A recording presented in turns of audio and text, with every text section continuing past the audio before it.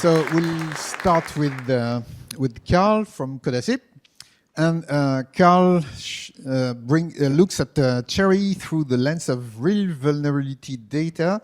And as technical software lead focused on CHERI at Codacip, he connects commercial CHERI CPUs, software stacks, and large-scale CVE analysis, which is the theme of the presentation. So Carl, it's up to you now. Thank you. Okay, thanks everybody.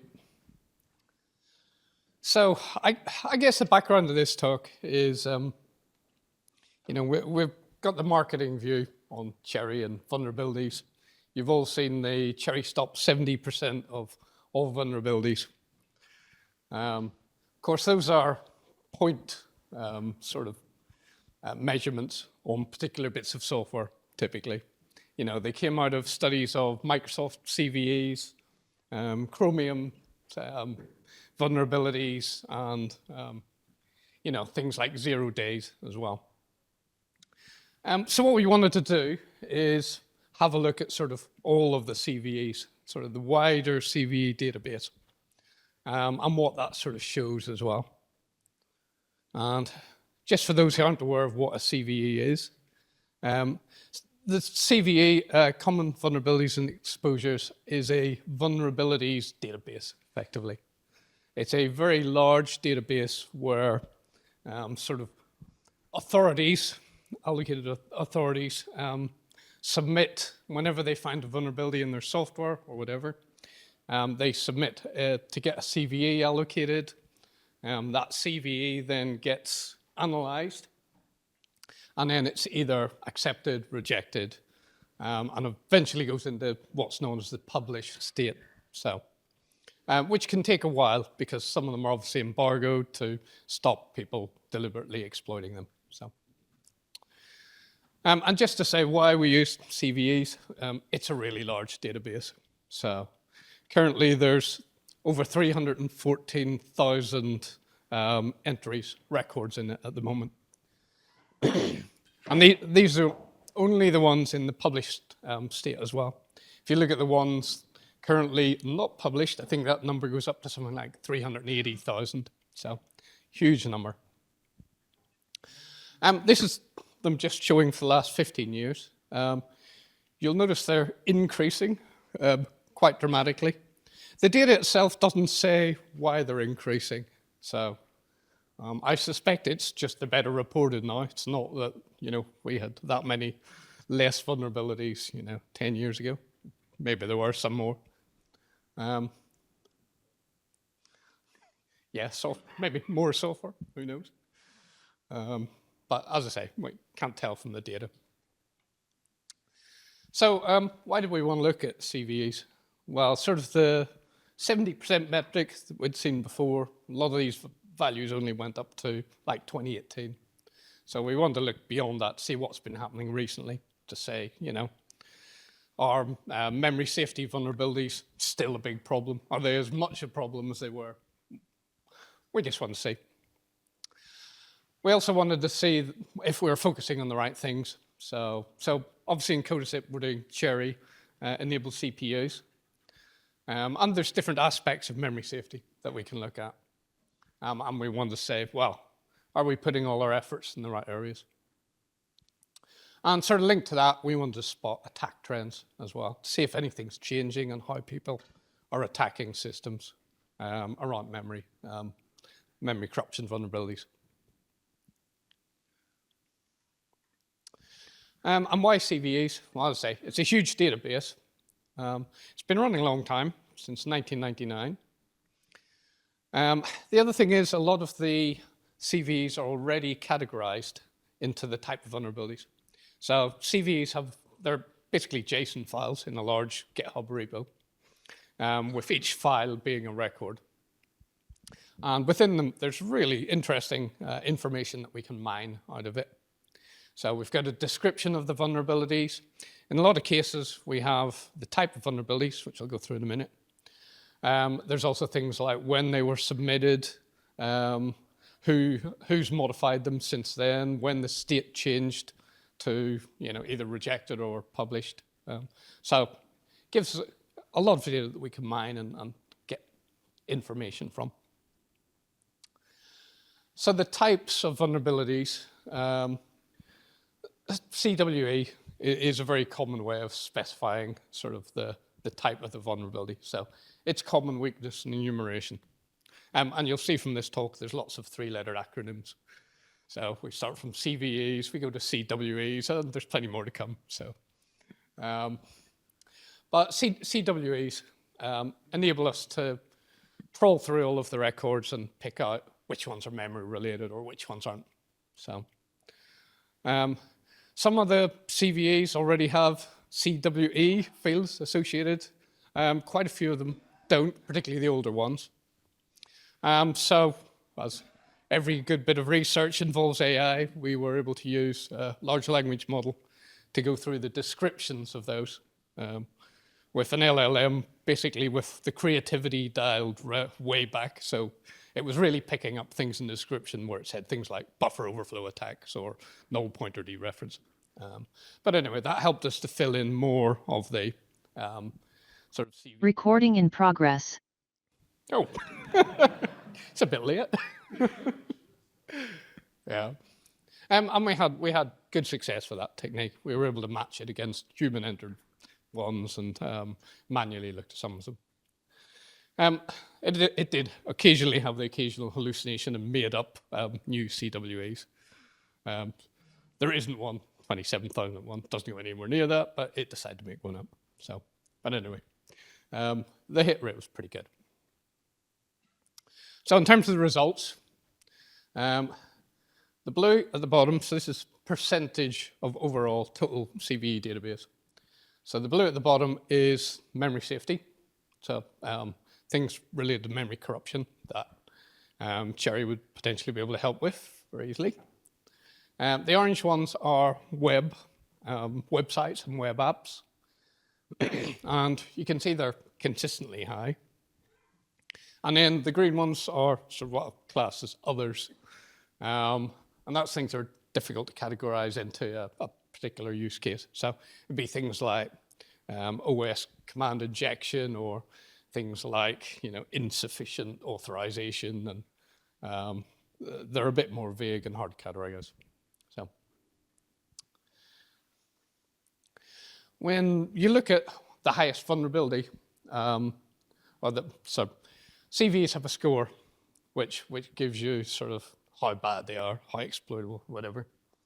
And when you look at the worst ones, one of the things we want to look at is are memory safety, memory corruption vulnerabilities, are they continuing, from 2018 or whatever? And what we can see from the data is, yeah, they're pretty consistent. They're ongoing. So obviously it doesn't show at 70% because, as I say, we're not looking at point products here. We're looking across the whole CVE database. So it includes a very wide range of products. We could, of course, select particular products, for instance, an operating system, because they do have that labeling as well in them. And yes, we could easily get a 70% or higher value, but there's other products you could pick that obviously don't have any memory corruption problems. Of course, that was percentage-wise. The other thing we wanted to know is, year on year, are the number of vulnerabilities in memory safety increasing, memory corruption vulnerabilities. And the blue line at the bottom here is the number of CVEs coming in related to the sort of memory corruption vulnerabilities. And you can see year on year, it's increasing. So that's good, considering we're investing heavily in CHERI. Interesting, the sort of web ones are dropping a bit, and there's been some recent threat intelligence saying that attackers are, from generally what's being seen, attacking more at the operating system level now than the browser level. This is a shift over the last few years. And the data, you can just about see that. We'll have to wait a few more years to see if the trend really shows it. But the other thing you need to remember is that the CVEs are point vulnerabilities. Real attacks are obviously a whole combination of a chain of different attacks, different vulnerabilities and exploits. So, although, even if you had a very low percentage of vulnerabilities covered by a particular technology, it may be enough to stop quite a complex attack chain. And this is a particularly complex attack chain from a few years ago. It was a Pegasus iOS attack.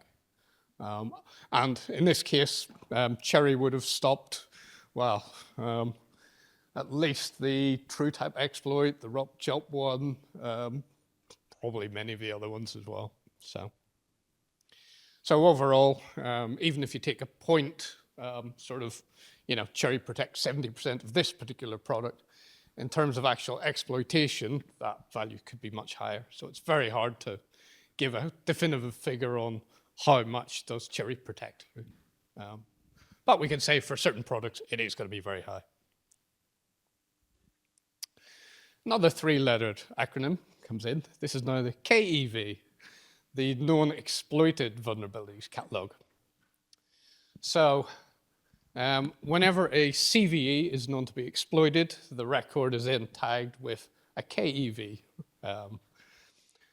From this we can see as well, looking over time, plenty of these memory corruption vulnerabilities are exploited. And again, it's fairly consistent. It's been growing last few years, looks fairly consistent.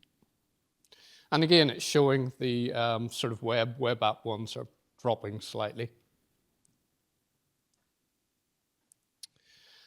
Another interesting bit of data pulled out was the time before a CVE becoming public into the published state and it being exploited. And what this shows is, I know the figures are a bit small here, but this is 200 months down in the bottom here.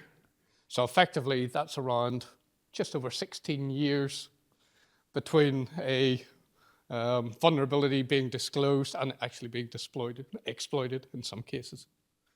And this is because, attackers often go for the low-hanging fruit.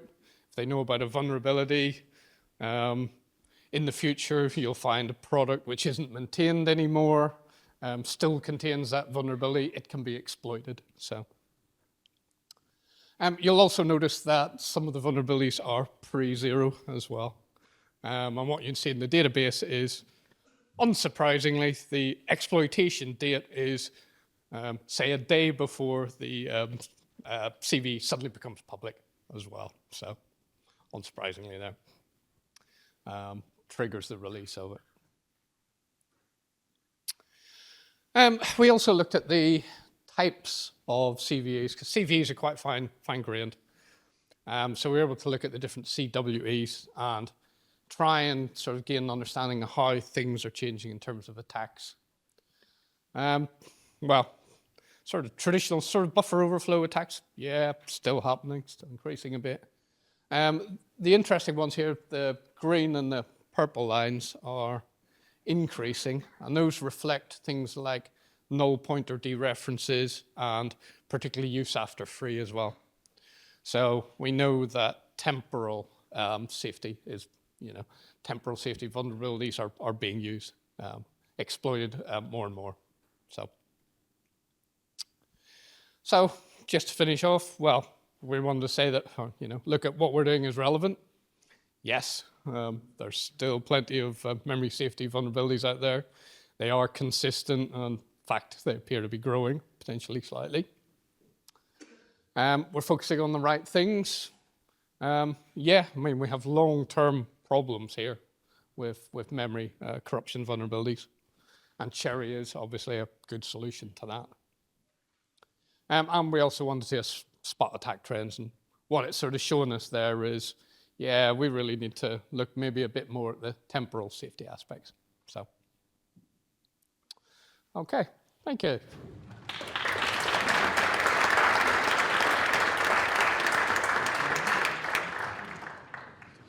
Any question? Oh, you managed to be before time. That's great. Any question? Here. Oh. Harry. Can I throw it? I'll throw it back at you afterwards. Presumably, some of these exploits will have been around for quite some time before the CVE gets filed. Obviously, we wouldn't know the answer, but I guess your graph should go quite heavily to the left as well. Yes. Yeah. I mean, what it's showing is that, vulnerabilities that were there probably around, early 2000s are the ones that are still being heavily exploited. Yeah, it's interesting that So- things still aren't being patched. Yeah. Well, in a lot of products, they're no longer maintained and they'll never be patched. Yeah. So I know there have been reports of things like old routers and network equipment sitting out there with basically unpatched vulnerabilities, which will never be updated. Yeah, It's low-hanging fruit for an attacker. So Okay, thanks. yeah. Oh, you can fire it. Other questions? Jessica. Oh, yeah. Really?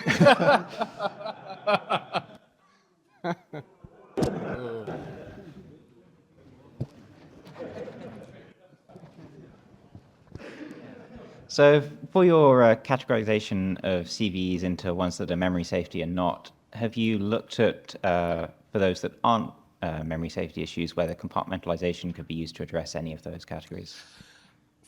Glad you asked. Yes. Yeah, actually, personally, I'd consider a lot of those orange ones could be solved by compartmentalization, because a lot of them mention things like privilege level that they occur at.